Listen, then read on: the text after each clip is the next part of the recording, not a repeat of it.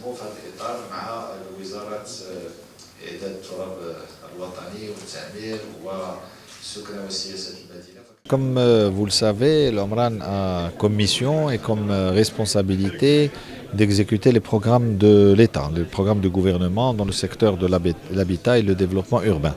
Donc nous œuvrons principalement dans ce sens, c'est-à-dire le programme de lutte contre l'habitat insalubre, bidonville, menaces en ruine, restructurer les quartiers sous-équipés, prévenir et combattre l'habitat clandestin.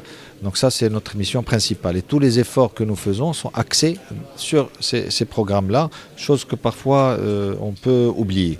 Alors pour ce faire, comme ça a été rappelé d'ailleurs hier par monsieur le chef de gouvernement au niveau du conseil de surveillance, ce sont des programmes publics, ce sont des programmes qui sont transversaux, qui nécessitent un travail de convergence et de partenariat entre tous les acteurs institutionnels, gouvernement, acteurs nationaux et acteurs locaux et territoriaux.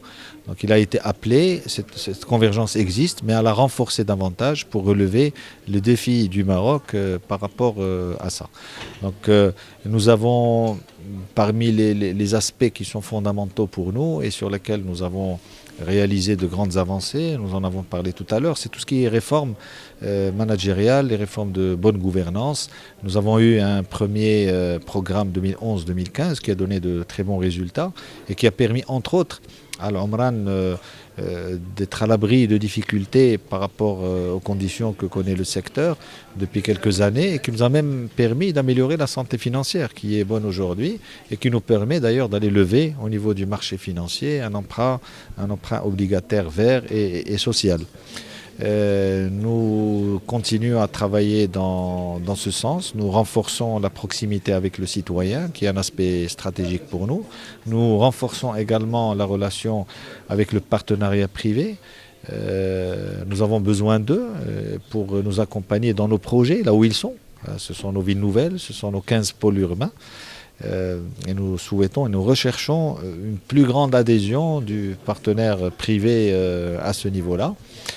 Et nous continuons à œuvrer dans le domaine du développement durable, de l'efficacité énergétique. Je pense que ce sont les axes majeurs sur lesquels nous travaillons et sur lesquels nous sommes mis d'accord avec le gouvernement pour renforcer justement. Quels sont les chiffres principaux de 2017 et 2018? Alors les chiffres principaux, donc l'année dernière en 2017 c'est 5,2 milliards d'investissements qui nous ont permis de progresser au niveau de la production, les mises en chantier de 5%, la production, la production achevée de 13%.